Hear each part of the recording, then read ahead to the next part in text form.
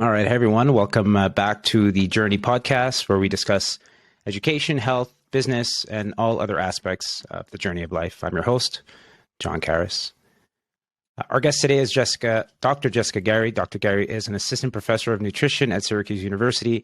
She is a registered dietitian, nutritionist, and the founder of Major League Wellness, a health and nutrition consulting company which focuses on delivering sports nutrition and weight management guidance to athletes. Dr. Garay received her PhD from Syracuse University in exercise physiology, and her research interests center on the short and long-term effects of healthy behavior with a focus on dietary patterns and physical activity. Dr. Garay, Jessica, thanks for doing this. Yeah, thank you for having me. It's great to be here.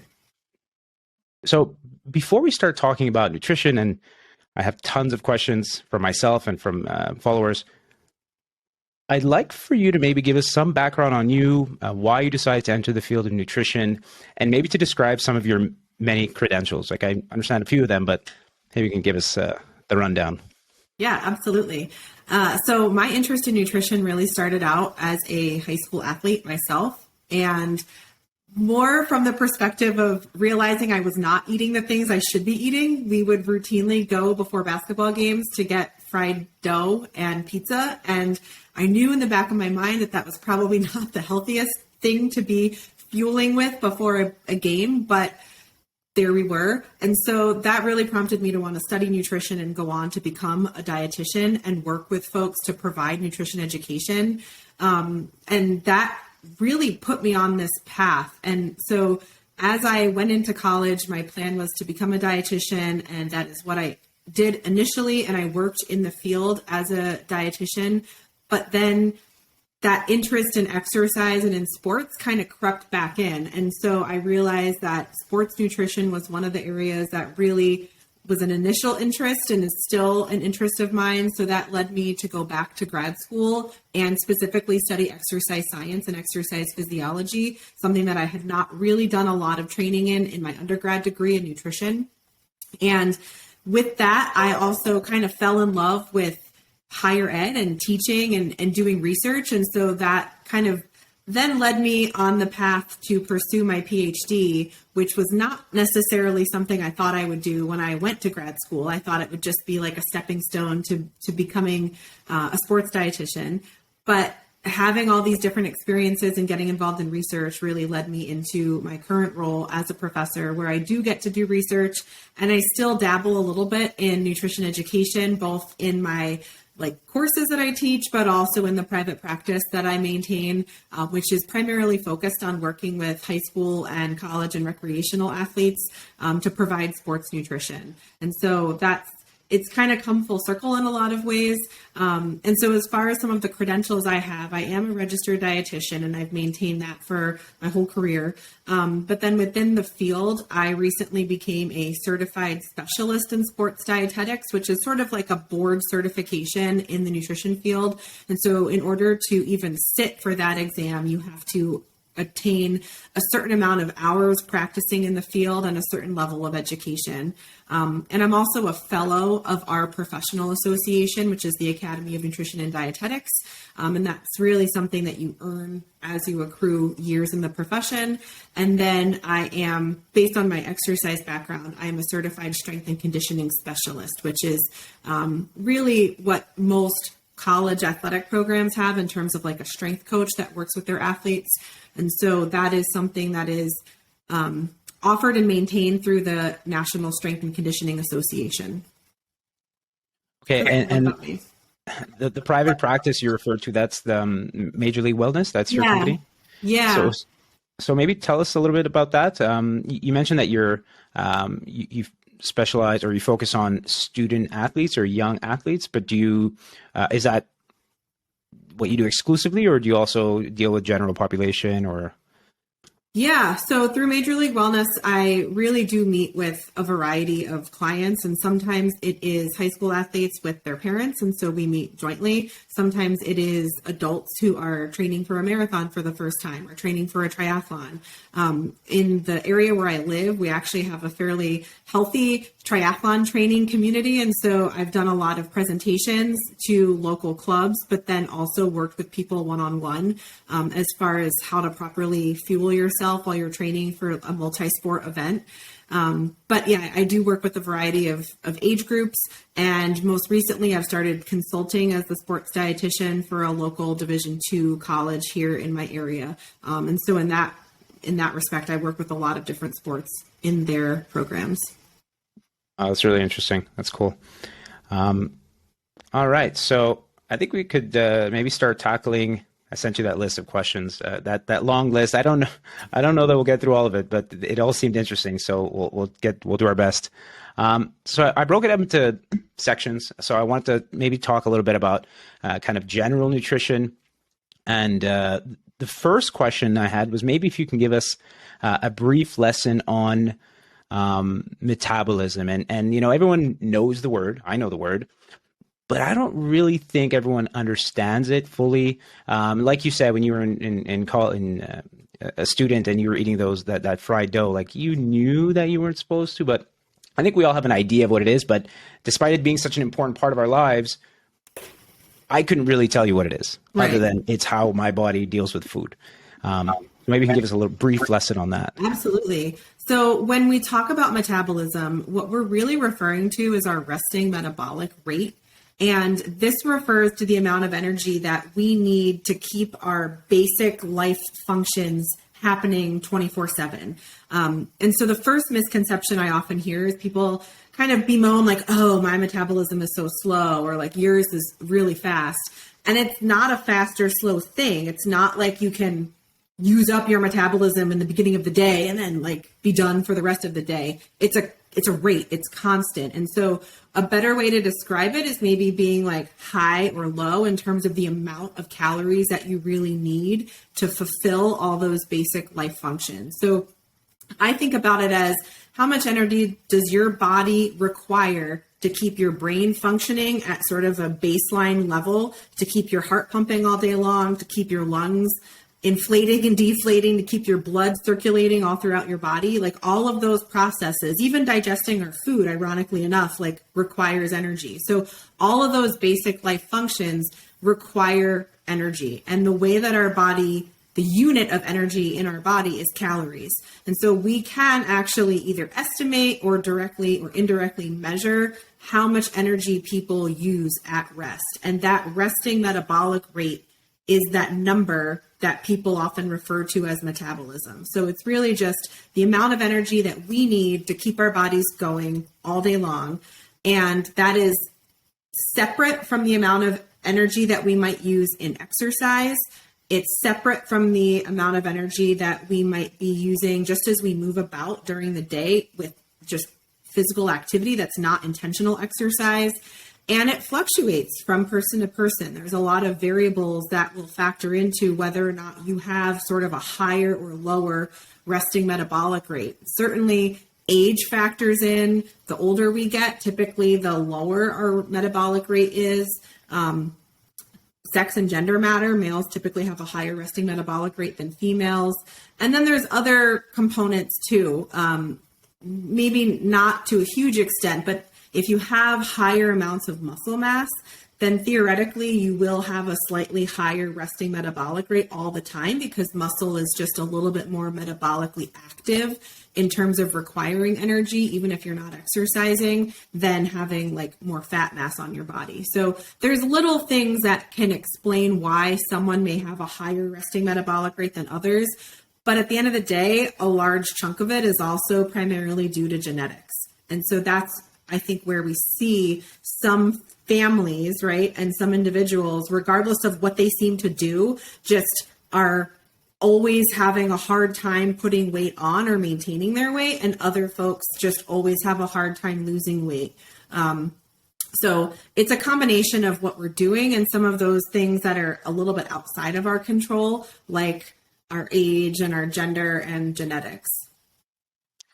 And the resting metabolic rate, that's like a number of calories you burn in a day to just keep your main, just keep the lights on, I guess, inside. Is there, or are there things that make that, or that can make that change drastically? Like say if somebody just lost a ton of weight, right? So somebody lost 50, 60 pounds, would that affect their resting metabolic rate, and then in a negative way or in a positive way? And is it reversible Yeah, great question. And this is a classic question in the weight loss space. And so what we've actually seen, and this is something that was measured in a lot of the Biggest Loser contestants, right? That TV show that promoted like massive weight loss in people that had a lot of weight to lose. They found that when they were losing a lot of weight, that did at least temporarily cause their resting metabolic rate to decrease, because now the work needed to maintain those body functions was a little bit lower since they had less body mass to move around. But unfortunately, that lower amount then actually makes it easier to gain weight back, because now your body can function at a lower amount of calories throughout the day. And so that really is what often explains this sort of yo-yo like weight loss and weight gain that we see with people that will diet and successfully lose weight, but then put it back on pretty easily, plus more. And so in following up with a lot of those Biggest Loser contestants, they've found over the years that a lot of folks who lost a ton of weight on the show ended up gaining it back, because probably they saw that like decrease in the resting metabolic rate. And let's be honest, like what you do on that show is not real life. So the amount of exercise they were doing, the amount of diet and caloric restriction they were following is just not sustainable long-term. So eventually they were going back to some normal habits. And if that resting metabolic rate was still so lower than it had been, it just makes it that much easier to tip the energy balance equation back in a positive direction to promote weight gain. Yeah, that makes sense. And I guess people should think about that. I feel like nobody thinks about that when they're losing weight, right? Like that's not something that is in the mainstream. So that's really interesting to hear. My next question is still, like, I guess, in line with metabolism, maybe, right? You're the expert, you'll tell me. And it's a two-parter. So one, does the body metabolize protein, fats, and carbs the same way? Like, do we use, or what are the main uses of those three? Right, we all know those three things, right? It's in our food. So what do we do with protein? What do we do with fats? What do we do with carbs? Yeah, so protein, carbs, and fats are what we call the macronutrients. So that is a buzzword that we sometimes hear now, right? Macros and counting your macros. The reason we care about those three, maybe more so than we do with vitamins and minerals, is because they are the ones that provide calories. So when we're talking about the resting metabolic rate and then balancing that to how much we're eating, the protein, carbs, and fats in our food are what will provide the calories that will help us meet the needs of our resting metabolic rate.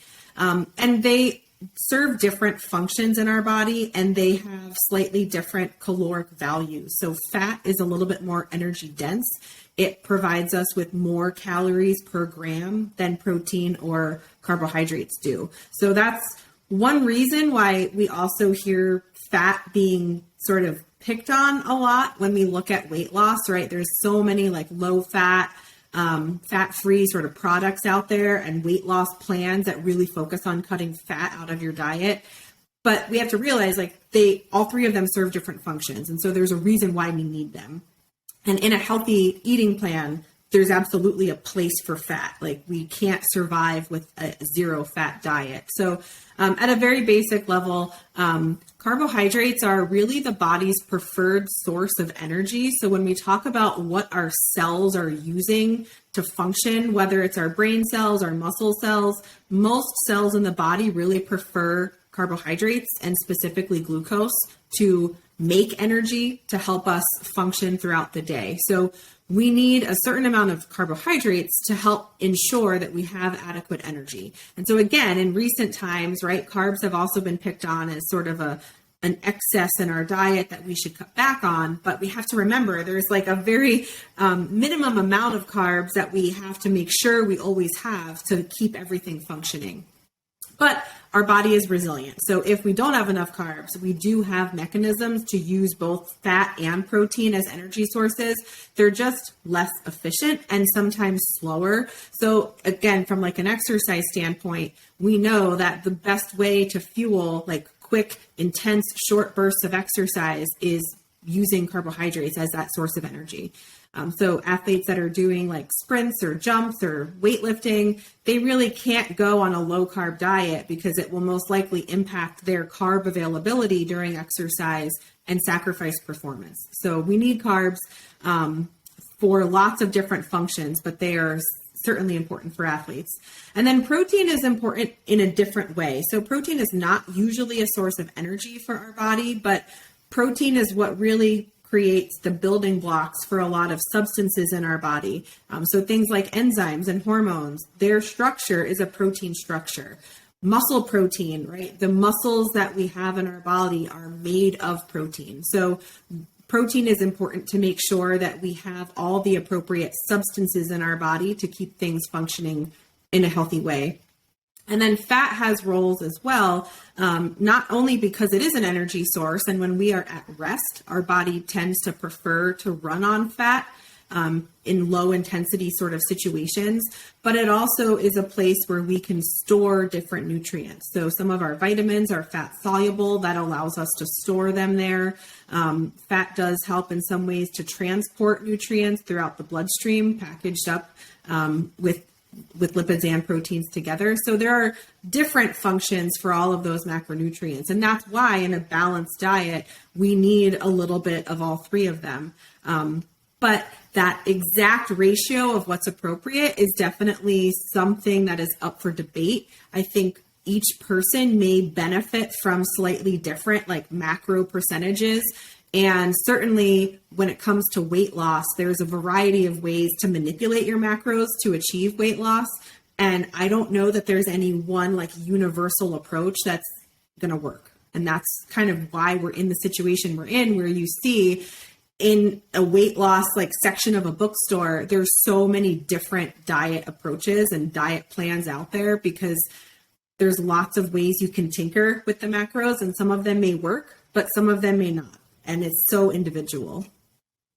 Yeah, I feel like nutrition and diet is almost like has almost become like a religion now, and there's like groups of people that are super hardcore about what they believe in, but you know, like you said, they probably all work with some people, but not with others.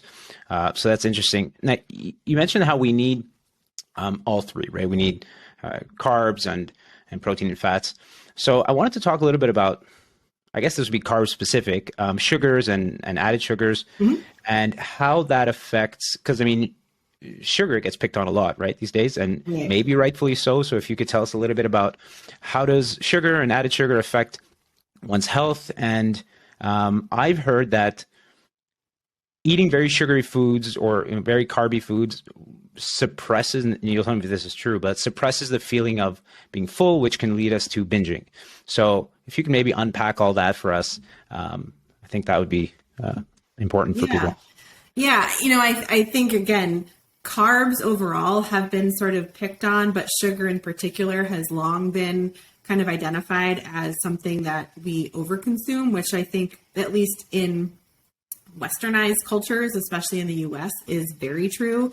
The amount of sugar that exists in processed foods and fast foods is astronomical, right? Like if you're relying on those types of foods as a main source of diet intake, your sugar and added sugar intake is really high. To the point where now in the US, we're starting to see nutrition labels being updated so that it not only says how many carbohydrates are in the food product and how many grams of sugar are out of those carbohydrates, but they're specifically now labeling how much added sugar is present to then compare to maybe natural sugar that might be present. Because certainly things like fruit, if you're just eating an apple or a banana, that has sugar, but it's not nearly as detrimental as sugar you may get from drinking like a Sunny Delight or a Capri Sun, right? So natural sugar is different than added sugar because when you eat a piece of fruit, you're not just eating that sugar. It's also going to provide some fiber. And so there's a little bit of a give and take there where when you eat something with sugar along with fiber, it helps to sort of dull that spike in your blood sugar that you might experience compared to, let's say, eating like a piece of candy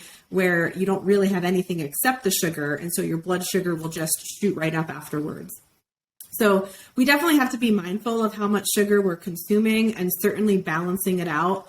And yes, I think to some extent, consuming a lot of sugar will often lead to overeating, primarily because when we eat sugar, which is a form of carbohydrates that is very quickly absorbed into our bloodstream, it doesn't actually make us feel full. It doesn't give us that feeling that we call satiety or like satisfaction. And so we keep eating to try to find that feeling, right? So if we're eating candy, especially something that doesn't have much in it besides sugar, like, Swedish fish or Twizzlers, that is just pure sugar. There's no protein, there's really no fat, nothing that's going to help us feel full and satisfied. So we keep eating it in search of that feeling. So that's the thing we have to balance with our sugar intake, is figuring out, can we keep it portion controlled? And can we then also have foods that do provide us with that feeling of satiety? Typically that feeling of satiety comes from either foods that are high in protein or high in fiber, or some combination of both. And then the other part of this is they will help to slow down that increase in our blood sugar levels, so we don't have that spike and crash, which often then also leads us to rely on things like caffeine, right, to keep our energy levels up or our feeling of alertness up. So to me, I think it's about moderation. It's not to say that you should try to cut sugar out completely, because again, I think that's somewhat unrealistic in a long-term perspective, and it's just honestly not fun to completely cut it out. And we also have to be mindful of like sugar substitutes as well. I think those can be useful to offset a high sugar intake, but the reality is most sugar substitutes are designed to have a sweetness level that is much higher than a natural sugar sweetness level. And so it kind of like reprograms our body to expect everything to taste as sweet as those sugar substitutes. And so then when you go back to eating like strawberries, it's not going to be as satisfying because they're not going to ever taste as sweet as some of those sugar substitutes. So I think in general, it's about just a balanced approach. Like you can include both sugar substitutes and sources of actual sugar, but it should be portioned out as best you can, and you don't want to overly rely on either one. And it sounds like sugar, I guess sugar itself or a food is not. So this kind of ties in with my next question. So the next question is about what makes a food unhealthy. But so it kind of sounded like, it's not one particular thing, but it's more what you're getting as a whole package. So if I eat a strawberry, yeah, I'm eating sugar, but it's also coming with all these other positives versus if I eat, a Twizzler where I'm getting just sugar. So is that what defines a food being healthy or unhealthy? Like what is the entire, like what, you understand, like the whole package versus just, we're picking on sugar. Yeah. So I like to think of this, and I think sometimes this metaphor resonates with people, but I think of the amount of calories that we should be eating in a day, whatever that goal number is. Like think of that as your financial investment for the day, right? So how are you going to spend those calories? And so if I'm planning on having a snack and I want my snack to be about 200 calories, right? How am I going to invest that? Am I going to invest that in a couple of Oreo cookies that will give me a lot of sugar and maybe some fat, but not much else? Or am I going to invest that in maybe like a fruit salad, which is going to give me the same amount of calories, but a whole host of vitamins and minerals and some fiber along with it? So that's definitely how I would approach it. It's not to say that one is bad and the other is good, but just like, what am I getting out of these calories that I'm putting in by picking that food compared to a different food? In the nutrition world, we talk about this in terms of like nutrient dense foods, which would be the fruit salad, versus just energy dense foods, which would be those Oreo cookies, right? We're not getting much for those calories out of the cookies, but we're getting quite a bit out of the calories from the fruit salad. And honestly, from a portion perspective, 200 calories is maybe like 2 or 3 Oreo cookies, but it would be a pretty large bowl of like berries and bananas, right? Like you get more when you're choosing the nutrient dense options. So what are some examples of like very nutrient dense foods? Like you mentioned berries and fruits. So what are some other good examples of food that is, I guess, very high in nutrients, but I guess not that high in calorie, right? Because that's essentially the definition of being Yeah, nutrient yeah. dense. Okay. I would say in a lot of cases it is, plant foods, right? So fruits and vegetables, but it's not exclusively those. So milk is a pretty nutrient dense food as well. And certain dairy products can be too. Even, some animal proteins you can consider to be fairly nutrient dense if they're leaner, because they are giving you quite a bit of nutrients, whether it's protein or vitamins and minerals, in addition to the small amount of fat that might be provided. So it's, to me, it's a lot of just staple foods, right? It's not any of these like highly processed foods. So, traditional advice in the nutrition world is that when you're going to the grocery store, you should really stick to shopping the perimeter, because think about what's around the edges, right? It's the produce section. It's the bakery section where you have like fresh bread. It's the dairy section where you can get milk and eggs and meat. And in the aisles is often where we find some of those processed foods that are not going to be as nutrient dense. So that's generally how I like to think about it, that, plant foods, especially fruits and vegetables, are very nutrient dense, but certainly milk and some of our leaner proteins fit into that category as well. Yeah, I've definitely heard the shopping the perimeter, and I basically started doing that as well. And I found myself like a year or two ago, when I really like realized like, okay, what I'm eating is horrible. I need to make a big change. I realized that without even trying, I'm only shopping the perimeter. So it's definitely true. And that makes me think of one of the questions that we had as well, related to, I guess, going to the grocery store. And that is the whole conversation about organic versus non-organic. And I feel like right now, with everything going on, and like groceries are so expensive now compared to what they were, a year ago or 2 years ago. How important is it to you to eat organic? Are there certain foods that we definitely should, or are there foods where it doesn't really make a difference? What's your take on that? Yeah, I would say there are definitely some foods where eating organic might be more beneficial when you look at sort of the exposure to pesticides. For me, it would be any sort of food that I'm eating raw that isn't covered. So berries are kind of at the top of the list for me of things that I would potentially consider purchasing organic, just because we're eating that outside skin and it's really hard to like scrub them clean when you get them. But otherwise, if it's something like a banana, like that's a pretty thick peel. So I don't necessarily feel like I need to buy organic bananas. Same thing with root vegetables. Like if you're peeling them and they've been in the ground and maybe not as exposed to what's being sprayed out on the surface, then I'm not as concerned with buying like organic potatoes or carrots. So those are kind of my general rules of thumb around when it makes sense to purchase organic. Lettuce greens or salad greens might also fall into that category of probably being worth it. But to me, a bigger consideration is where it's coming from. Like, I don't think it makes much sense for me to buy organic blueberries that are coming from South America, because maybe they're organic, but now they've traveled however they've traveled to get to upstate New York. And so they've probably been exposed to a lot of like environmental pollutants along the way.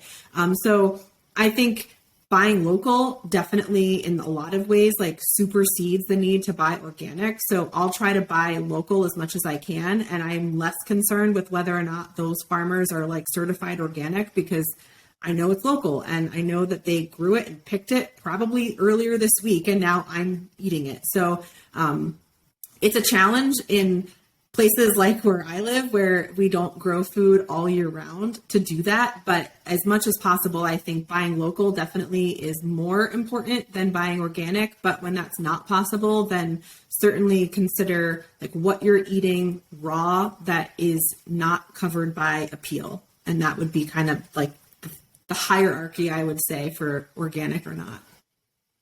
That makes sense. Is it true that, so you mentioned coming from South America, so that made me think of something I heard. Is it true that the more time has passed between when it was picked and when you ate it, the less nutritious it is, or is that not so true? Yeah, that's a good question. It really, I think, will depend on the food item, because in some cases, foods will still continue to sort of ripen even after you pick them. And so that would theoretically increase the nutrients that you're getting out of it. But certainly the sooner you can eat it relative to when it was picked, the better. And this is actually a place where you might like not realize it, but there's definitely a value in frozen fruits and vegetables, because most of the time they are picked and flash frozen at their ripest point. So I think a lot of people poo-poo like canned or frozen, but frozen fruits and vegetables can definitely be, in some cases, just as nutritious as fresh, because of the fact that they are flash frozen, like right at that peak point of ripeness. So again, in the winter, like for me, sometimes frozen vegetables are a better option than paying a lot for things that are traveling a very far distance. Yeah, that's interesting. I never thought of it. You're definitely right that, frozen bags of berries don't get as good a rap as a fresh batch, but they might actually be more nutritious because they were flash frozen. So that's really interesting. And what about meats, like grass-fed versus non-grass-fed and pasture-raised versus non-pasture-raised? Kind of still in the same conversation of the organic. What's your view on that? Is that very important as well? I would say that from a nutritional standpoint, whether we're talking about organic or not organic, pasture raised, or, the nutritional quality, we have not found large differences in with any of those different like descriptors. So it's really a personal preference. I would say as far as like meat and sort of grass-fed versus not, I think there is a texture difference. Grass-fed meat often tends to be a little bit tougher. And so it's just, I think, personal preference and sort of like, what you value and what you are willing to maybe spend more on, because there certainly can be a price difference. I think in terms of eggs, which I know eggs are expensive across the board these days, but there definitely are differences in terms of the way that they sometimes raise eggs to have extra omega-3 added. So they'll put it into the feed that the hens eat, and then that does lead to higher omega-3 content of the eggs. So for some of those things, it does make a difference. But other than that, I've seen a lot of marketing around like, oh, we have like healthy, happier hens because they're free range. Well, that's probably true. But from a nutrition perspective, it most likely doesn't change what's in the eggs unless you're also manipulating what you put in the feed as far as like omega-3 fats. So, again, personal preference. Like I like to think that I buy the happy, healthy eggs from happy, healthy hens. So free range is something that I sort of prioritize personally, but it's not because I think that they are nutritionally superior. I don't know. I feel like most of the evidence doesn't show like clear benefits one way or the other. Yeah, I get that. I mean, I definitely feel like there's a marketing play there when you walk down the aisles and you see all these different labels. Still on the same topic ish, a question that came in from someone who asked, is it true that cooking your food makes it easier to digest, but reduces the amount of nutrients? And if it is true, what do you place more importance on?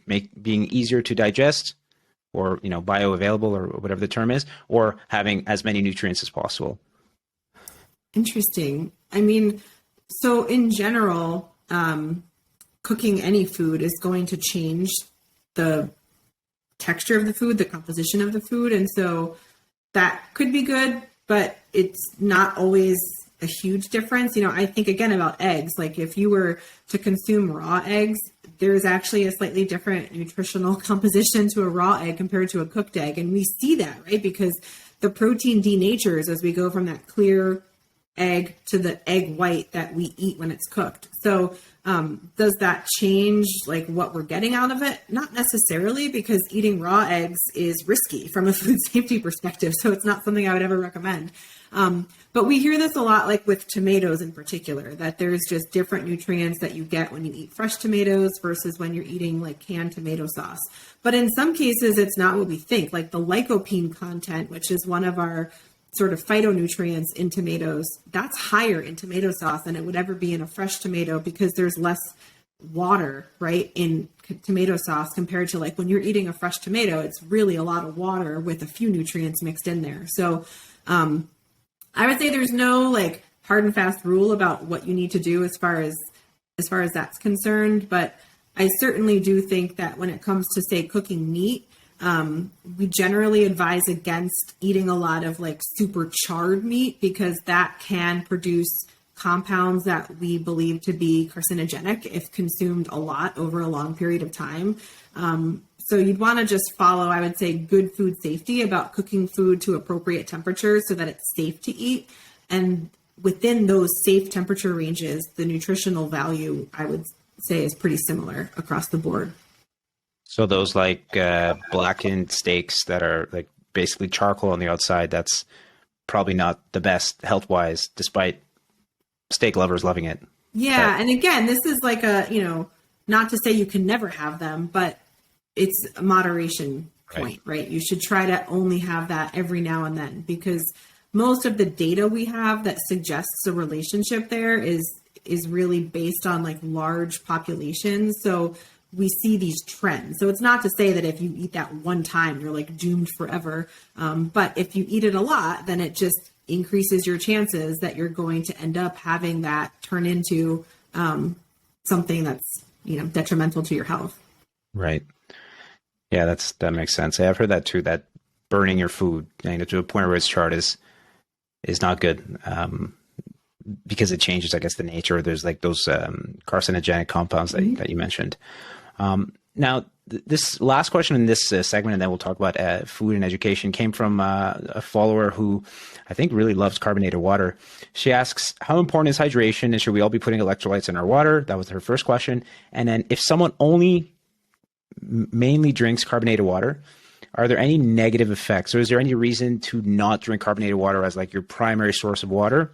And then her third follow-up question was, is it safe to give that to children? So maybe we'll break that in parts. Like, so hydration, putting your electrolytes in water versus just drinking plain water. Yeah. Good questions. I think by and large, when I talk to people, I usually say, if you take nothing away, like we are all always dehydrated, like drink more, separate from any food changes you can make, we all can be in a place to drink more water. We often rely on thirst as that indicator that we need to drink water. But if you are feeling thirsty, you are already dehydrated. So that's what I mean when I say that we're probably all in a place where we could benefit from drinking more. As far as, how much to drink, there are some recommendations out there, but I find that they are not as easily customizable as simply just saying, take your body weight in pounds, divide it in half, and that's how many ounces of fluid you need to drink. So you can do the conversions with different units, but it works nicely with pounds and ounces. So if you weigh 150 pounds, you should aim to drink 75 ounces of fluid a day. And obviously, if you're really physically active, that number needs to go up. This is just sort of assuming like if you're not doing a whole lot of exercise, that's the amount. And as far as what fluid makes up that 75 ounces, water is ideal, but it's unrealistic to expect people to only drink water throughout the day. So other beverages certainly can count in there. As far as like carbonated water or water with electrolytes added, I think they are certainly good if they're helping you get to that total amount. They're not necessary, but if that's how you're going to hit your target amount for the day, then great. One thing to be mindful of, though, is that drinks can definitely be a place where sugar hides out. So depending on what you're using as the source of electrolytes, if it's also a source of sugar, just be mindful of that. I always like to tell like the college students that I work with that if you're not sweating, you probably don't need a sports drink or a Gatorade, right? Like I see a lot of students come into class drinking Gatorade and I'm like, you don't need that right now. Like there's a time and a place when sports drinks are absolutely appropriate and I recommend them. But when you're sitting in my class and not sweating, like you don't need the sugar from that Gatorade. Maybe the electrolytes are great, but you don't need the sugar. So I would be mindful of that. Same thing with like coffee drinks. They are very sneaky sources of sugar if you're getting flavors added or other sorts of things added. And I just don't think we always appreciate how many, how much sugar and how many calories are in our drinks because we're not eating it, right? We're drinking it and it doesn't register the same way as eating food when it comes to sugar and calories. So we just have to be mindful of that, which is why, again, like water is great, but flavoring it or adding something else is fine if it's helping you get to your overall goal. And aside from that, other things like 100% fruit juice, milk, those are also choices that can actively hydrate you. I know for a long time we used to poo-poo a lot of things that have caffeine because they are dehydrating. And I would say that's sort of true, but it's not a big enough deal to like cut them out or discount them from your daily total. What I always like to tell people is for every cup of coffee that you're drinking or cup of tea that you're drinking, like try to make sure you're having an equivalent amount of just water. So if you're a big coffee drinker and you drink 8 cups of coffee a day, then make an effort to also drink 8 cups of water throughout the day. And so that can help to offset any like loss that's happening from the caffeine in the coffee or the tea. But otherwise, overall, I think we just have to do an assessment of like, where are we in our current level of fluid intake for the day, and how can we continually bump it up until we get to that point where we're drinking half of our body weight each day? Because I would guess most of us are not yet at that point. Yeah, probably not. Probably not. And what about,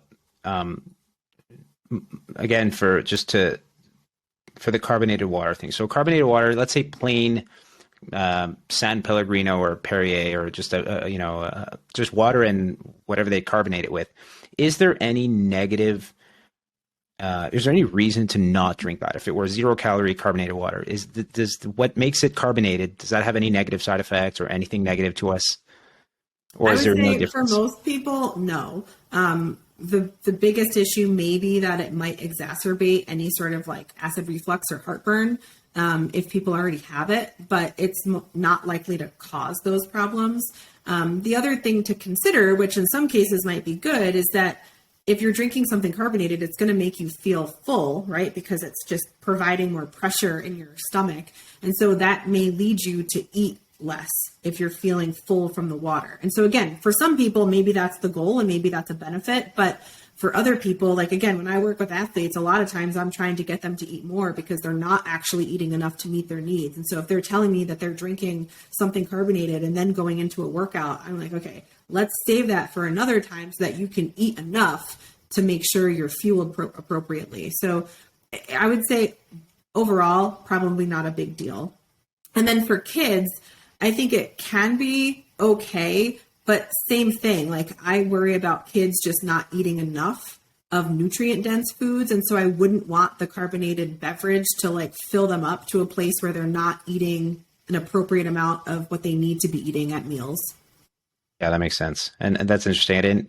I never would have thought that having the carbonated water would, fill your stomach because of the pressure, but it makes sense. So that's interesting. Okay, cool. So that wraps up the first block of questions that I had that were kind of general about nutrition. Very interesting. Like, thank you for all those answers. They were very, very, I think, important for anyone who's listening. The next section is particularly important to me and to you, perhaps, and that is how food ties in with education. So as you know, I have many, many students. So I'm also a teacher. I teach, my subject matter is not as interesting as yours. I teach accounting and finance. A lot of people like that. A lot of people think it's a little boring. But I'm always trying to find ways to help my students perform better, right? So there's only so much I can do in the classroom and say, okay, this is how you write a financial statement. But I'm trying to give them any information I can on how they can make themselves better overall. And I think nutrition is really, really important. And, when I was a college student, nutrition never crossed my mind. Like I was studying for an exam. I was going to get McDonald's across the street really quick, get back to the library, keep studying. Mm-hmm. So I'm wondering, my first question is, how does diet or what you eat affect your ability, or does it affect your ability to learn, to focus, to stay motivated?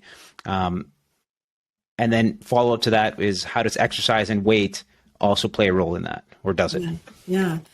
I would say we have really good evidence from like the K-12 world of education to suggest that being properly fed has a huge impact on academics in the direction you might expect, right? So when kids are able to eat breakfast, they do better in school. Their test scores go up. So I always stress to my college students, like, if you're cramming, fine, but make sure you still carve out some time to eat before meals, especially if it's first thing in the morning, because eating breakfast does correlate with better test scores overall.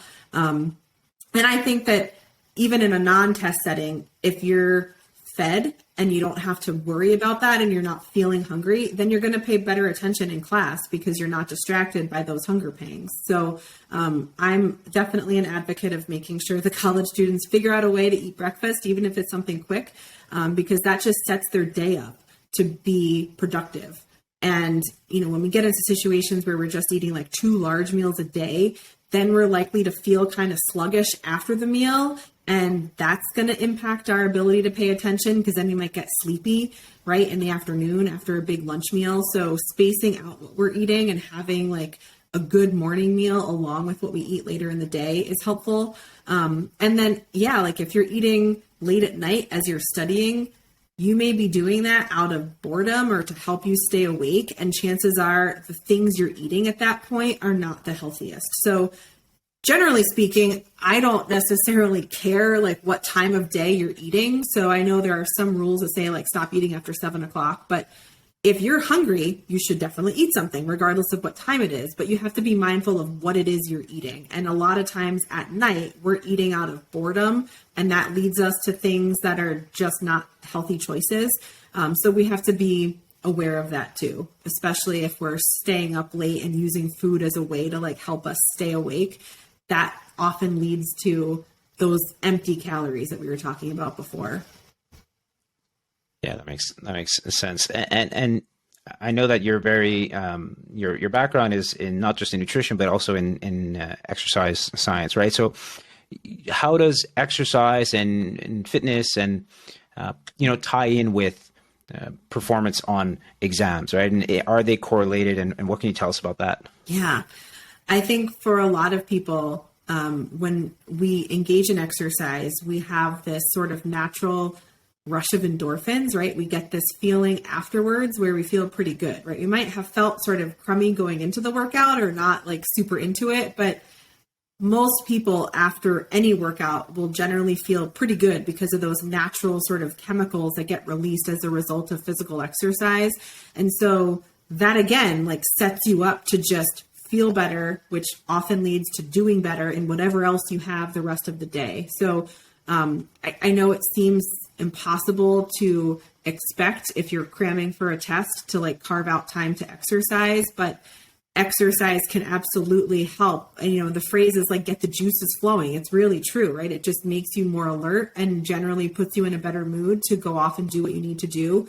And so I think, a good way to potentially like balance the need to study and the need to exercise is to find ways to do both at the same time, right? So whether it's going for a walk and listening to a lecture or a reading, or if it's, walking like on the treadmill or cycling while you're like looking at flashcards or doing something that's sort of studying at the same time, but in a safe way. Those are ways to sort of still feel like you're putting in the hours of studying while also giving your body a little bit of a movement break. Because if we sit for too long, that has a lot of long-term consequences, but we also it doesn't feel good to sit for that long. And that's not going to keep you wanting to stay and study if you're uncomfortable because you're just sitting for so long. So I definitely think there's benefits mentally and physically to moving, even if you're trying to study.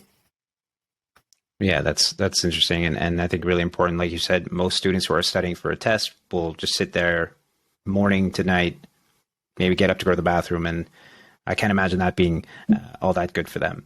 So are there specific, or is there any evidence that specific foods, enhance brain function? So in my doing a little bit of research, I read that like berries enhance brain function and fish enhances brain function. So is there any evidence, or is there any foods that we recommend that students eat, let's say all year long? I guess that would probably be more general, or when they're preparing for that test, when they're studying, or when they're writing the test itself? Is there any specific foods for those situations? Yeah.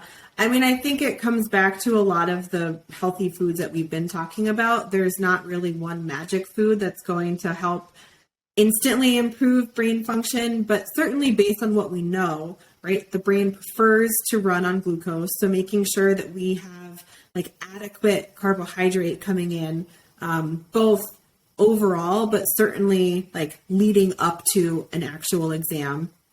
And then healthy protein and healthy fats, right? Like the omega-3 fats, like you mentioned. So it's really just about having that balance and variety all the time. But certainly if you are going to have a meal like before a test, whether it's breakfast or some other meal, making sure that it is as balanced as it can be. And it's not just something fast food, because one of the things I always like to share with students, especially student athletes, is that when you go to a fast food restaurant and let's say you're getting a hamburger and you're thinking, oh, this is a good source of protein, it's a burger. Well, actually, when you look at the nutritional profile of that meal, it's primarily fat over protein. So we might think we're getting protein when we eat like chicken nuggets or a burger, but usually it's a higher fat meal than anything else. So we have to like plan accordingly to make sure that we're not going to eat something that's going to, feel gross or cause our blood sugar to spike and drop. We want to have that balanced meal before going into an exam. But aside from that, there's not any one specific food that you would need to eat. It's really just having a consistently good intake overall. And to that point, I know it feels like there's just this expectation to eat healthy all the time. One of the other like rules I share with a lot of the clients I work with is to sort of break your week down, and 80% of what you're doing should be pretty good. But the other 20%, you can kind of like give yourself a release from that expectation. So it's like my 80-20 rule, that whether it's the day or the week, like 80% of the time you should really try to make the right choices. And for athletes, I would say those should be right before and right after you exercise. But the other 20% of the time you can be a little bit less concerned. Not to say that you should like go hog wild, but you really do need to keep yourself in check, that it's 80% and 20% and not like 50-50 or something else. But that can help too, because I think sometimes people put so much pressure on themselves, and then when they don't do it correctly all the time, they feel like they've failed, and then they give up on even trying to eat healthy. Yeah, I think that's the issue with a lot of like diets in general, right? Like you feel like if you're not perfect, you're off the wagon, and if you're off the wagon, then you're off the wagon, right? Like, yeah. Well, that's one of the issues I have with like the Whole30 approach in general. It's very restrictive, and it seems like there's sort of this all or nothing approach. Like you either have to be all in for the time that you're on it, or you're not going to be successful. And that is just a terrible like attitude to instill in people, right? Because we're human and things come up. So I wouldn't want to tell someone that they can't enjoy like a birthday party or a holiday because they're trying to eat perfectly all the time. Yeah. And what about, I guess this might also be important for college students, alcohol, and how does alcohol, affect health? Education. So I know many, when I was a college student, my roommates, I thought would drink themselves to death every day. But they didn't, thankfully. So how does alcohol affect, your health, and is it different for younger people? Can they absorb it maybe better? What's your view on that? Yeah. So first off, alcohol is a source of calories, right? We were talking about the macros before, protein, carbs, and fat being a source of calories. Well, alcohol is also a source of calories. We don't talk about it with the macros because it's not essential for us, right? So we don't need it all the time, but we still have to recognize it's a source of calories. And just like I was saying before, that it's easy for us to underestimate how much sugar is in some of the things we drink. I think we also are pretty good at sort of underestimating how much alcohol we're consuming. And then on top of that, when we consume a lot of alcohol, that impacts our judgment. So then we're also maybe more likely to eat unhealthy foods once we've had a bunch of alcoholic beverages. So that late night eating, I think, gets compounded when you're consuming alcohol, and then you end up having like a really high intake of calories that are not providing a whole lot of nutrients. So that's one consideration. The other thing to think about is that the effects of alcohol and being hungover is not just limited to the next day. And I talk about this with college athletes who think, okay, maybe I can go out on like a Saturday night because my next game isn't until Tuesday. Well, we've seen through research that some of the impacts of alcohol on just overall like body performance, but certainly athletic performance, can last 48 up to 72 hours after you've consumed the alcohol. And it's not always what you would expect. Like, yeah, you might feel hungover, but there's impacts on your reaction time, on your body's just ability to process things. And so that has impacts for academics as well, right? You're not going to be able to think as critically on an exam if you're still having these lingering effects of the alcohol that you consumed several days ago. That's interesting. So I guess, going out for drinks during finals is probably a horrible idea for anyone listening. Finals are coming up in about a month. So save your drinks for after the exams. Cool. Yeah, that's very interesting. And this is exactly what I wish I knew when I was a college student. Not that I was a big drinker, but, the food thing especially. Mm-hmm. So now maybe we could talk a little bit about, I got several questions from new parents. Okay. So, and I'm also recently a parent. And so some of these concern me as well. And the first question is actually from me. And it's why is it so difficult, or maybe I'm not doing a good job in looking, but why is it so difficult to find concrete information online or anywhere on what to feed kids? I feel like there's tons of resources on like what to feed yourself, but when I look for what to feed kids, it doesn't seem like there are too many experts, at least they're not in the mainstream, or good information or a lot of evidence on what to actually feed kids. Yeah. So why is that? Why do you think that it's so hard to find that information?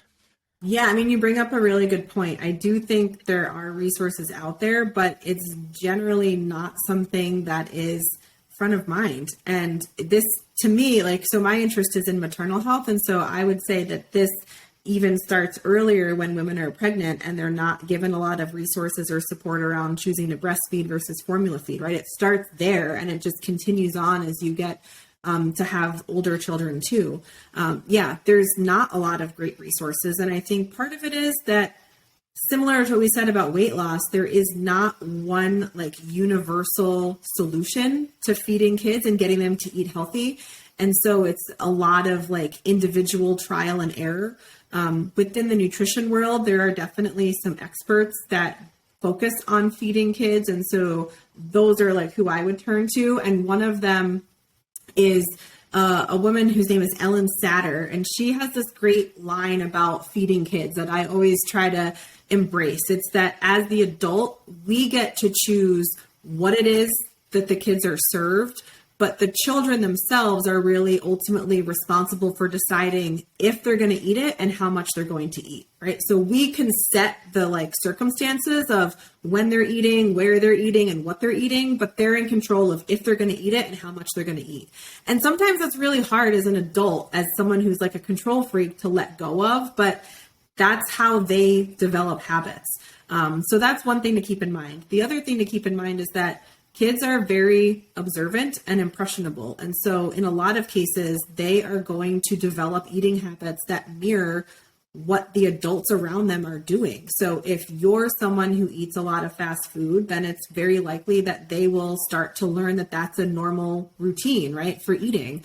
If you're someone that cooks at home, then they might start to embrace that love of cooking as well. So a lot of it is what they're observing. And some of that can also come from peer observation. If they're in daycare or in school, what are other kids eating? Then they might be more likely to eat that as well. But they're very impressionable. And so we have to keep that in mind too.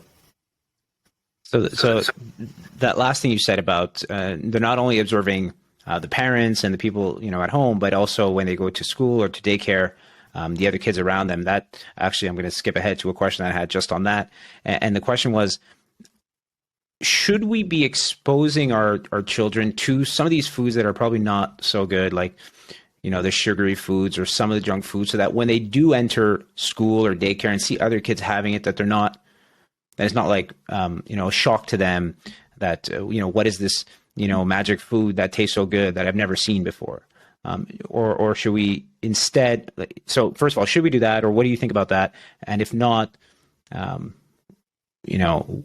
what actually, yeah, that's it. So what do you think about that? Yeah, well, first I'll say that whatever the food is, in general, we need to expose kids to it at least like 7 times before they're really able to decide if they like it or not. So I know sometimes it's really frustrating when you decide, okay, we're going to try this new thing, and then they like throw it on the floor or spit it right out. But that doesn't mean that's the end of the story, right? We have to keep exposing them to foods in order for them to fully evaluate whether they like it or not, and have it be served in like different contexts. So that's one thing. But as far as that question around maybe the less healthy foods that they might see other kids eating, I would definitely say I'm not on the side of like giving it to them so that they experience it. I would say usually if my kids ask for something that they see other kids eating, I say, well, that's, what they're getting served for lunch, but that's not what we serve for lunch. So for me, it's like soda. We've been to a lot of birthday parties where there's just soda around, and my kids have pretty much never really had soda. And so if they ask to try it, I won't like turn them down from it. But usually if I ask what they want to drink, if there's something else that they are used to, that's what they'll choose. So if there's apple juice versus soda, they'll usually gravitate to the apple juice. So I don't think you need to expose them to it in preparation. Because again, if you're modeling like healthy choices and moderation, then when they get to that point where maybe they're choosing that food or that beverage on their own, they'll have that memory of like moderation, or they'll know like, oh, okay, I tried it, but I still prefer the stuff that I have all the time at home. So I don't think you need to like jump the gun and expose it to them. But it's more about like maybe having conversations like, this is what they are eating, but this is what we tend to eat, just making it clear that people can make different choices and that's okay. Yeah, that makes sense. I think I agree with that as well. Like I don't think I would expose my kid to foods that I don't want him eating in case. I feel like that might actually send them, they'll know it in advance, and then when they do see it, they'll just want it more. So I definitely agree with that. My next question is still in line with kids, and you mentioned how they model their parents, and they kind of eat the same thing or behave the same way.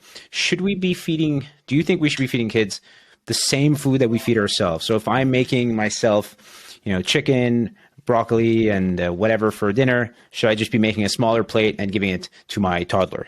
Or are there, foods that, or are there foods that we shouldn't be giving them that are probably good for us? Yeah, I'm a big proponent of what is called the baby-led weaning approach. So this goes back again to like feeding young kids. But, we have this whole industry of baby food, right? Like purees and things. And sort of there's a reason for why we have this sort of old school thinking around how to introduce foods to kids. But ultimately, they're generally capable of eating a lot of what we eat. And so again, getting back to that observation piece, I think they know if they're eating something different from you. And so baby-led weaning is essentially the idea that when a baby is ready to eat, right, and is showing all the like developmental milestones that they can handle eating solid food, that you can start not with like infant cereal or with purees, but you can start by just giving them small amounts of what's on your plate. Now, I will say this puts pressure on the adults to be eating healthy things, right? Like you're not going to want to give a 5 or 6 month old McDonald's fries. So it does mean that you should be eating healthy foods to be then giving to them. But I certainly embrace that idea of letting them eat what you're eating. And along with that, I think to the extent possible, like having them help you make the food in some capacity or get ready for dinner. Like all of those things are going to build their anticipation of the meal itself, which hopefully means they'll be more likely to eat whatever it is you're having at mealtime.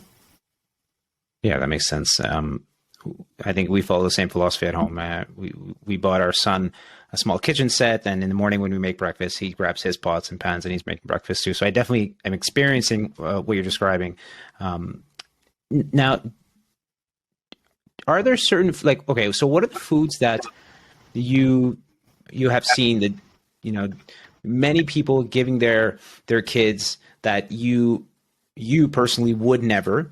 And why do you think, and I can't imagine anyone giving their child food that they know is bad for them. So what can parents do so one, what are those foods? Are there any foods that come to mind that are like, you should never give your kids that despite so many parents giving it to them? And then number two, what can those parents or some parents do to educate themselves on this so they could maybe stop doing that or lower it?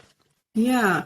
I think from a safety perspective, my biggest thing is making sure that for young kids, like under the age of 1, that we're not giving them things that are choking hazards. So, grapes are a very healthy food, but for a young child, that is a huge choking hazard. So just making sure that if you're trying to give your child grapes, because that's a pretty easy like finger food, that you just have to cut it up into like slivers so that it's not a choking hazard.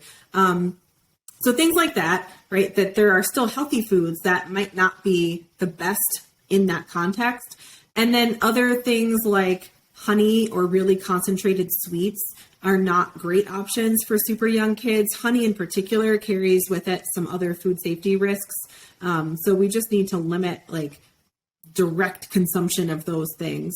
And then, we need to maybe just be observant if we're giving our kids any foods that are part of like common food allergies. So if it's, first time that your child's having peanut butter or nuts, or first time they're having like actual cow's milk dairy, just being aware of like what they are looking like in response to eating it, because not to say that you shouldn't eat it, but those are just common things that kids might develop allergies to. But doing that early introduction of those foods is actually pretty beneficial. So you'd want to introduce them, but just be aware of whether or not they have a reaction to them. So those are some of the bigger things.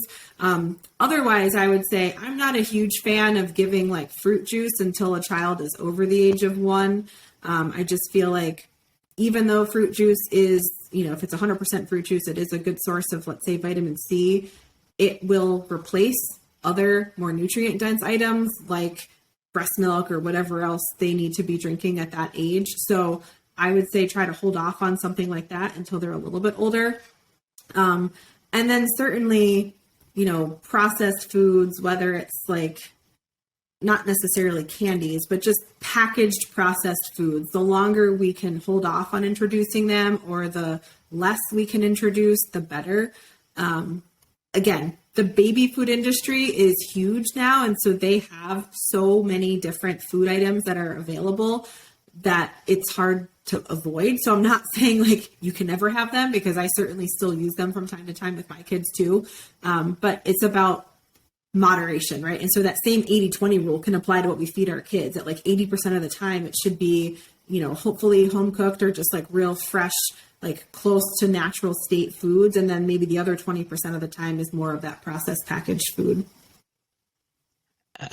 And is there evidence that, giving young children that highly processed food or junk food or fast food. So is there any evidence linking that to other health issues as they get older? So either actual illnesses or obesity or anything like that. So does it start that early? Yeah, it absolutely can. And so we've now coined this new term of ultra processed foods and ultra processed diets, right? Because again, in the grocery store, there is a difference in some packaged foods that are still, I would say, healthy versus stuff that is just like really not beneficial at all.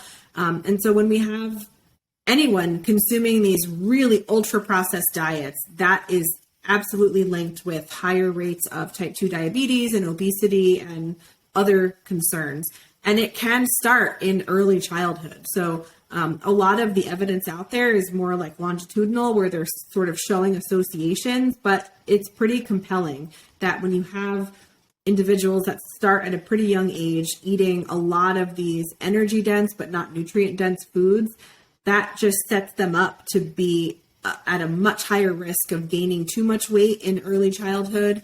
And if you are overweight or obese as a child, you're just on that trajectory, and it's really hard to get off of that going into adulthood. Yeah, that's kind of what I suspected as well. Like it's got to start. It's got to start there. And I imagine the last 100 years, if you were to go back 200 years, we didn't really have a lot of these foods, and the obesity rates were nowhere near what they are now, right? So Yeah. there's got to be a link there. And I mean, I've been to birthday parties too, where I see like 30 young children, and every single one of them's got French fries and chicken nuggets on their plate. I'm like, this can't be right. There's got to be something there. So and the other piece is, diet is certainly huge and the biggest real driver of like how you're managing your overall energy needs, but physical activity is in there too. And again, like to your point about how things have changed in the last couple of decades, century, we have kids that are just a lot less physically active for a lot of reasons. But, one of my pet peeves is that we don't give kids enough time in school to be physically active, right? So two of my kids are in elementary school and they don't have PE every day. They do often go out for recess every day and have like free playtime, but they don't have PE every day. And that blows my mind, right? Like, why are we not giving little kids time every day to move around, right? Because again, evidence shows that when you have little kids move their body, then they are better able to concentrate in the academic side of what they are doing in school, because lots of kids have lots of energy. And so if we're trying to like constrain that and force them into just sitting at their desk all day, it's not going to be as productive as letting them move around and then come back to doing something academic. So it's a combination, but certainly I heard this quote recently, like, you can't out exercise a poor diet, which is very true, but we're not helping ourselves by continuing to limit opportunities to be physically active for our kids. Yeah, definitely. Are there any schools? I mean, I've never heard of it, but are there any schools that do PE every day? Like, have you heard of any program?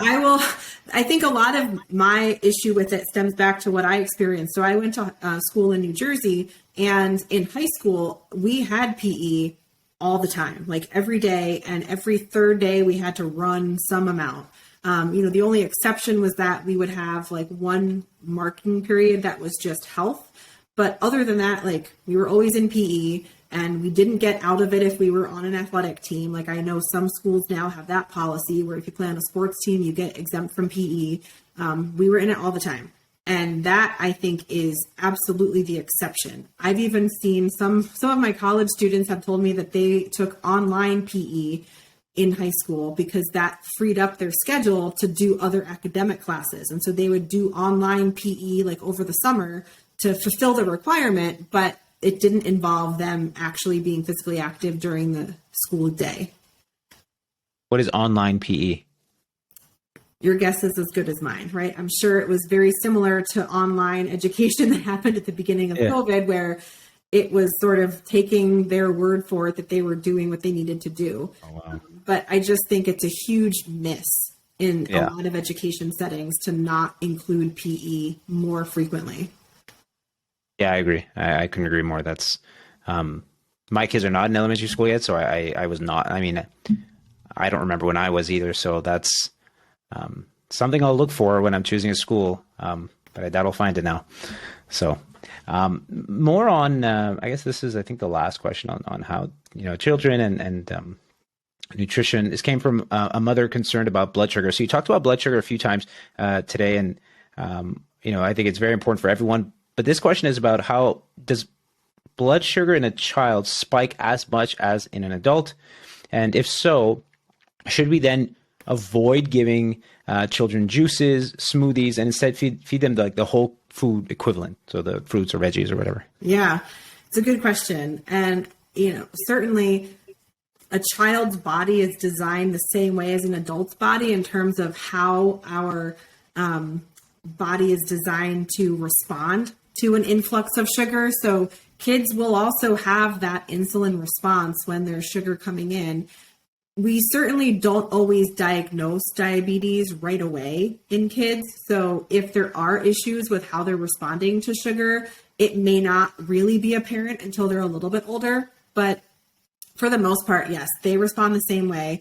What we have to be mindful of is the fact that they're just a smaller body. So if we're like out for a treat, like I know sometimes we go to this like frozen yogurt place where you can put whatever toppings on your frozen yogurt, right? And like they they have sizes that are, like I might get the same size as my 10-year-old. And so we have to just realize like what's going into them is a much bigger dose relative to their body size than mine. So even if he's processing the sugar the same way that I am, it's just a bigger dose relative to his overall body weight. And so I think as you go, you can see very clear evidence of like that sugar rush that kids get, where they're maybe eating a pretty big dose of sugar and then they have that like huge spike and crash, which we might eat the same thing and not have it. It's just a body size difference. It's not so much a difference in how we process it. So I think it really is just being mindful of the amount. And again, like I try to not restrict sugary foods, but it's more about like, okay, let's just be portion controlled about this. And we can still have a dessert. It's just not going to be a humongous dessert. And I think in doing that, then there will be times where, whether it's a birthday party or if you're going out to eat, that, kids will say like, wow, okay, I'm full. Like they are usually a lot better at recognizing that point of fullness than we are as adults, because we've usually trained ourselves to just push past it, right? So we might go out to eat and like gorge and eat everything because we're treating ourselves, but a kid will go out to eat, and if they've been mindful about how they're eating in other situations, they'll just eat until they're full and then they'll stop. And so we can actually take some lessons from kids from that perspective, right? We've often lost the ability to stop ourselves as adults, but kids usually still have that. That's interesting, and I mean it makes perfect sense when you think about it, right? If I have the same size smoothie as my toddler, that's not really the same thing given our size difference. So that makes perfect sense. And what do you think about giving your children, let's say, oranges versus a cup of fresh orange juice? Like, is there a difference? Yeah. I mean, I know that if they're not going to have the oranges, then at least the orange juice will give them the nutrients. But say the child would have had either one, would you always lean towards the actual fruit? Yes. For a lot of reasons. One, I think you are still getting more nutrients out of the fruit than the juice. Even though the juice does have some nutrients, there's just more coming out of the fruit itself. And then on top of that, I just feel like eating something is a lot more satisfying than drinking something. So that physical act of chewing is going to be more satisfying and hopefully lead to them feeling more full than if they're just drinking something. And I think it takes longer, right? Like it's a lot. Like I watch my kids eat orange slices. It takes forever, right? But if they're going to drink a cup of orange juice, they'll drink it quickly and then want more to eat. So I think for all those reasons, I usually would prefer the actual fruit to fruit juice. Okay. Yeah, it's very important. And that was like a specific question that the person posed on juices and smoothies. So thank you for that answer. Mm-hmm. Okay, so I guess the last segment here is about something that I think is of particular interest to you, and that is supplements, right? So I had a few questions on supplements. So one of them is for me, and it is, do you think that the average person needs supplements? And I say that, I mean, I know technically we can get everything from food, but is that realistic? And if not, then should the average person be looking for supplements? Yeah, I would say in general, the average population, at least in the US, is now overweight or obese. And I think that is likely a reflection of the nutrient quality or lack thereof in their diet. So from that perspective, I would say most people probably would benefit from a supplement just to make sure that all their nutrient needs are being met. In particular, I think the things that we are generally not getting enough of would be vitamin D, especially for those of us that live like above a certain, latitude and are not getting sufficient sun exposure for a good chunk of the year. And then the other thing would be omega-3 fats, because the best sources of omega-3s are coming from fish. And most of us, again, are not consuming fish on a regular enough basis to rely on diet alone as the source of omega-3s. And so the best way to ensure that we're getting those needs met is to do an omega-3 supplement. So overall, I think doing like a multivitamin is not necessary every single day for a lot of people. I always let people know, like, if you want to take a supplement, don't feel pressure to take it every single day, because it's really meant to be a supplement to your diet, right? It helps to fill gaps. It's not the only source of those nutrients. So you could do it every other day and it would most likely still serve its purpose. But in particular, I think places where we are known to be deficient or insufficient would be vitamin D and omega-3 fats. And for the, for someone that does take a multivitamin every day, is it true? I mean, the body will just dump whatever we're not using, right? So is that... There's certain nutrients, yeah. Water-soluble vitamins are definitely in that category, which is all of your B vitamins and vitamin C. So, I see a lot of people talk about like, oh, I'm going to take a B complex, or I'm going to do this like energy shot or whatever. And most of them have huge amounts of B vitamins. And if you don't need them in that moment, you're just going to pee them out. So right. That's where, certainly those types of nutrients you don't need every day, because a lot of our grain products are also good sources of B vitamins. So we're getting them in different ways. For things like iron or calcium, especially if someone is deficient, you do need to make a concerted effort to take the supplement every day to, help correct the deficiency. But otherwise, for a lot of those nutrients, if you're not deficient and you're just trying to make sure you're getting enough, you don't always have to take it every single day. Now, what's the definition of deficient? Because now I know there's like the recommended daily amount, but that's not, I think that is just the amount you need not to be deficient. But then there's like a wide range, right? Of that. Yeah. So exactly. There's clinical cut points for each of these nutrients to determine if you're deficient or not. And some of those cut points depend a little bit on age, and certainly depend on like male versus female. So a blood test is really the best way to determine the status of these different nutrients. Out of all of them, I would say, vitamin D deficiency, we're noticing to be fairly common in a lot of people, but we also have ranges where we look at whether or not it's sort of optimal or suboptimal before it gets to deficient. And so I think for a lot of people, if they're not truly vitamin D deficient, if they haven't gotten low enough, they might still be in that suboptimal range where they would still benefit from taking a supplement. Okay. And what are you mentioned vitamin D and the omega-3s. So do you have like a top 3 or 4, whatever, vitamins, minerals that you think every single person should really make a point to, try and get either every day or every other day, but should really try and make a point to be getting?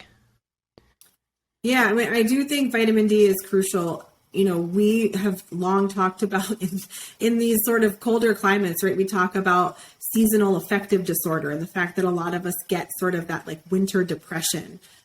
There's a lot of research to suggest that is most likely related to a vitamin D deficiency, that vitamin D has a lot of functions, but some of it might be related to our like mental health and cognitive function. So I do think making an effort with vitamin D is important, because outside of having it added to milk, it's just not in a lot of foods. So that's why it's just hard to get in our diet. And if we don't have sun exposure, then it becomes nearly impossible to meet our needs. Omega-3s are also important. We know that they're anti-inflammatory. They have a lot of different benefits. In the athletic world, we're starting to learn more about how they might be used to help recover from concussions and other brain injuries. So that's definitely something that we need to make sure we're getting, and probably best to get through a supplement just to consistently ensure we're meeting our needs there. Outside of those 2 things, I would say for a lot of females, making sure that they're getting enough iron is really important, especially like teenage or young females. Female athletes in particular are at high risk of iron deficiency.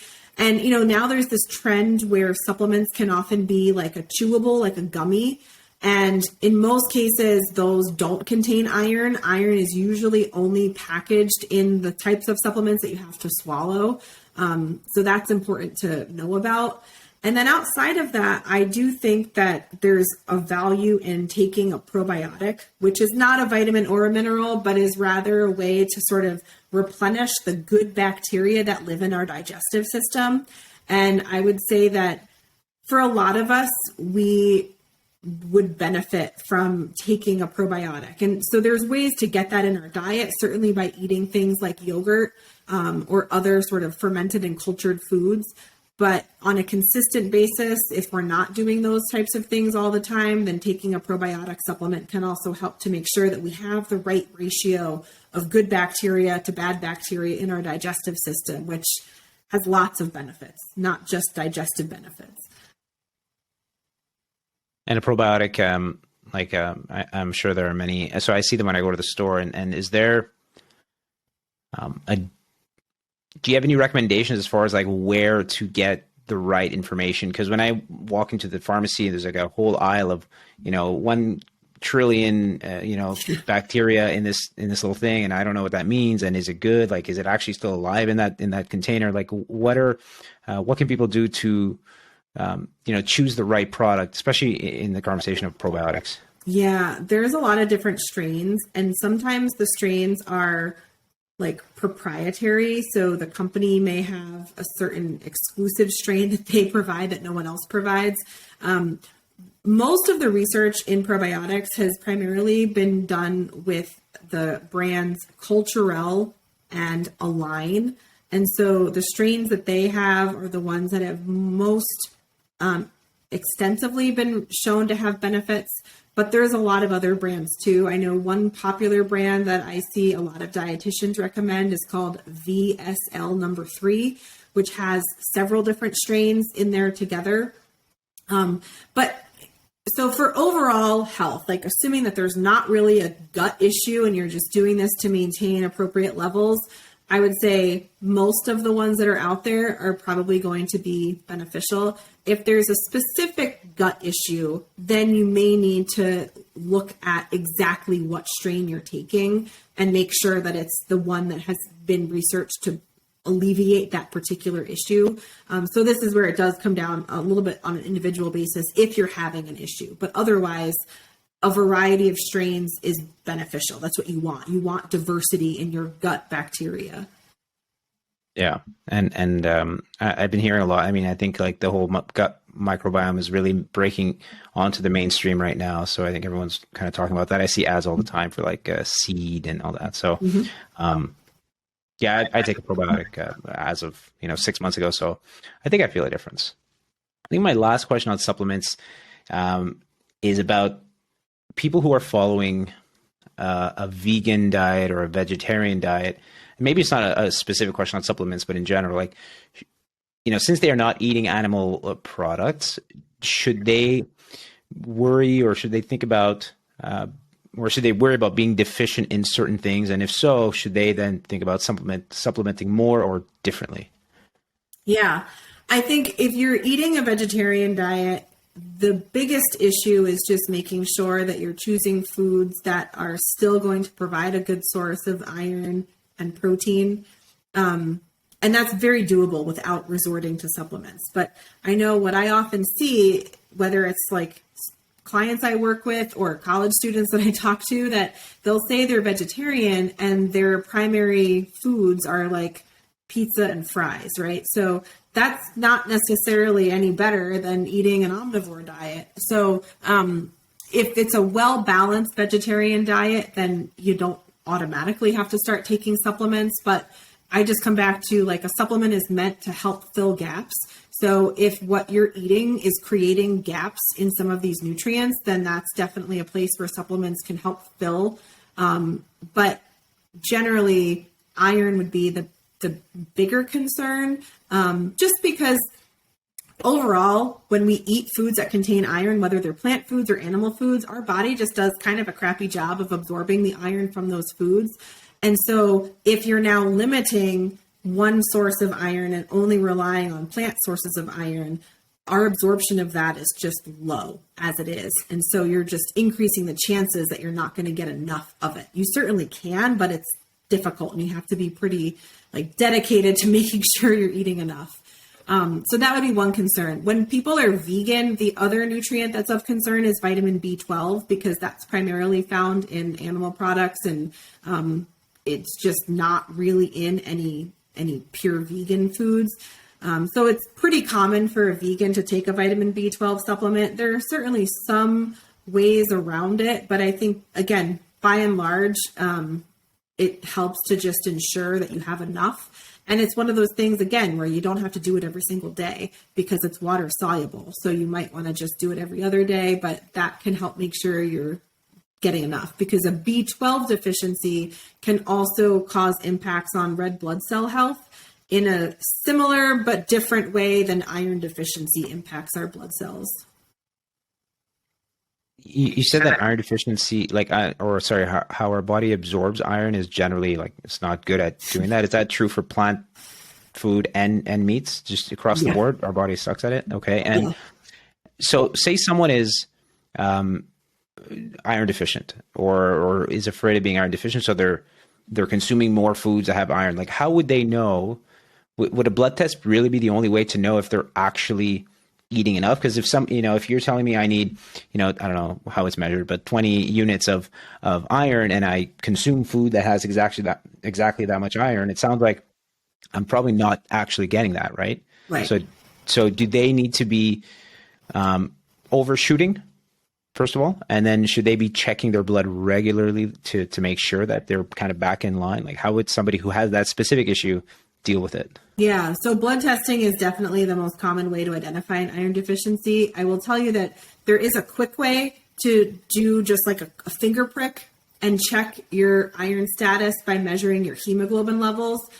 It is often what they do, especially for young kids, to check iron status. But basically, your hemoglobin levels are going to deplete when you're fully iron deficient. So that's like you're checking the worst case scenario. So if they're low, you're at the, most deficient level. So it's actually a little bit better to do a full blood draw and check your ferritin levels, because ferritin is a measure of your iron stores, and those will start to deplete long before your hemoglobin is going to drop. So you can kind of catch it at an earlier stage if you measure ferritin levels and notice those being low.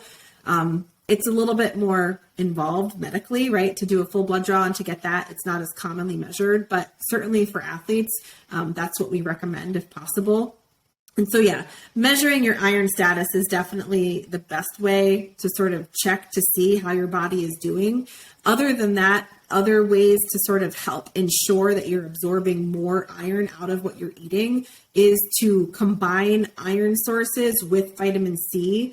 And that's really true for people that are consuming plant sources of iron. So if you are a vegetarian, or if you just eat a lot of like beans and nuts and things that are plant sources of iron, doing that with a vitamin C source can actually help increase the absorption of that iron. So I always like to give the example of making chili. Like if you're making a bean chili, add a bell pepper in. Bell peppers are an excellent source of vitamin C. It'll actually help increase your body's absorption of the iron from the beans.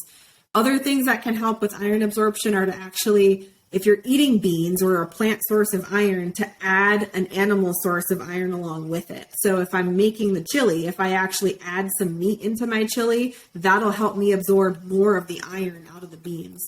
So there's little things like that that can help, but it's hard to ever actually measure that rate of absorption. So we often just go based on those blood values to help us determine whether or not it's appropriate. And is iron something that is, let's say that we need, because there's like a daily amount that we should get, right? A recommended daily amount, but is that in order to keep our levels kind of topped up? So, or is iron something that we have inside of us and we kind of use up? And if we don't consume the iron, we don't keep those levels up? Or is it something that, is that what it is? Is it kind of like that? So let's say I was deficient. We have the ability to store some iron, right? That's what ferritin is.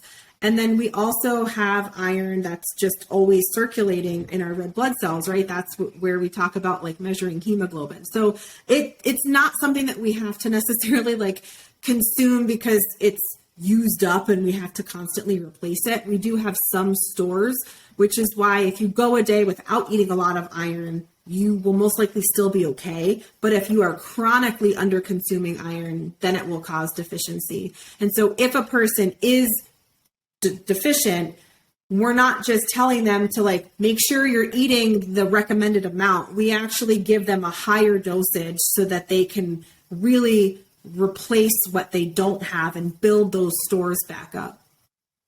And what are some of the symptoms? Like, let's say somebody doesn't know that they're iron deficient, but are there like some really key symptoms that, you can tell us about that, if I'm experiencing it, it might be worth going to do a blood test? Yeah, iron deficiency is tricky because a lot of the symptoms are things that we could easily just pass off as something else. Right. So overall fatigue is a big one, that if you feel like even after getting a lot of sleep, if you're still just tired and you can't explain it, and it's not just tired when you're exercising, it's like tired all the time, that's usually linked to an iron deficiency. For a lot of females in particular, if you are having like cold fingers and toes, or if you just feel cold all the time and you have that inability to really like regulate your body temperature, that's often a sign that you could be iron deficient. So those are like the two big ones. But again, it's hard because those can easily be like excused as something else. So it's usually recommended for kids to be frequently checked, at least with a hemoglobin measurement when they go in for their like well child visits. But then I certainly would recommend, athletes and young females, high school age, to have iron checked even maybe more frequently and with a ferritin measurement instead of a hemoglobin measurement, if they're having any of those issues. Okay, that's interesting. And I think, so if anyone listening has any of those, you're tired all the time or you have cold fingers, maybe consider checking your iron. We got through the entire list.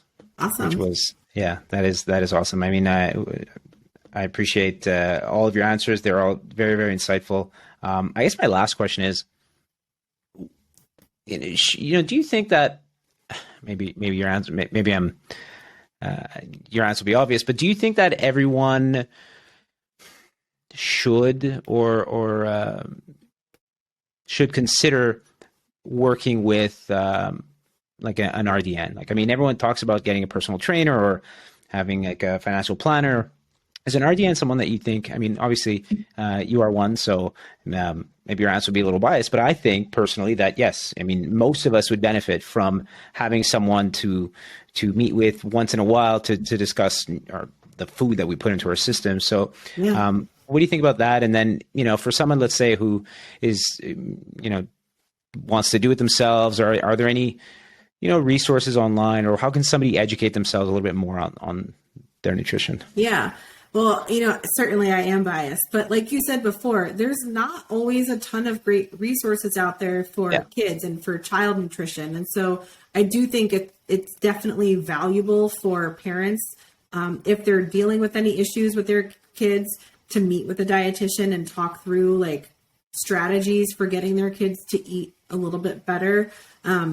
There is a really great dietitian who runs an account called Kids Eat in Color. It's on Facebook and I think on other social media platforms too.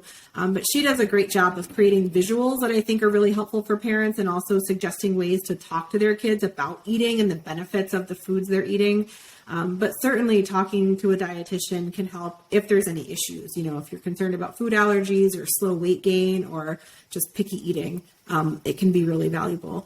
And overall, I do think meeting with a dietitian can provide benefits, even if it's just a one-off thing to have some questions answered. I think it's helpful because they are a lot more reputable than people that you might find on blogs or on social media that are just going off of their own personal experience, right? Like, we are vetting information and we're going based on the evidence when we make recommendations. So I do think there's a value there. I will say that, again, in this era of social media, there are definitely a lot of people that I think become obsessive about eating and body image and exercise. And so for those individuals, sometimes they might want to meet with a personal trainer or a dietitian, but it's almost because it's fueling that like disorder. And so that's maybe a place where I would say it might be more appropriate to meet with like a mental health professional, Right. to deal with that obsessive tendency, because they don't necessarily need more nutrition information at that point. So by and large, I think it definitely helps. Also, from a weight management standpoint, if someone is trying to figure out a healthy way to lose weight, I think a dietitian is going to offer a much more realistic approach than some of the plans they might find on the internet. So that's definitely helpful. And I think dietitians, provide not just information, but also accountability that's maybe a little bit different than what you might find if you just buy a meal plan online. So I do think there's a value there, similar to what you might get out of working with a personal trainer, or even I think about like working with a physical therapist, right? Like going to the physical therapy appointments is going to help ensure that you're doing the recommended exercises to help rehab, versus just thinking you're going to do them on your own. So there's that benefit as well. Yeah, I agree. I mean, if I know I'm going to this meeting with a dietitian, I'm probably less likely to binge the night before or at all. So I agree with that. And I agree fully. I'm definitely of the position that I think everyone, I mean, you have an accountant, you have a dentist, you have a personal trainer, you should have an expert that you're consulting with at least once a month or once every few months on what we're putting into our body. So I fully agree with that. And as far as where to find information, so in the US, the Academy of Nutrition and Dietetics does have a directory of dietitians. So if you go to eatright.org, you should be able to find someone locally based on your zip code. At this point, a lot of people do meet virtually, and some nutrition services are covered under insurance. So it just depends on like what the reason is for your visit. But there may be insurance coverage, or you can submit for reimbursement from a health savings plan. Other than that, the Eat Right website also has some good information. Some on feeding kids, other just general information as well. So that would be a great first stop for people looking for more information. Okay, perfect. So we'll put a link to that in the description. So I wanted to thank you again for joining me here. You answered all my questions and all of our listeners' questions. I definitely learned a lot, so I'm sure everyone did as well.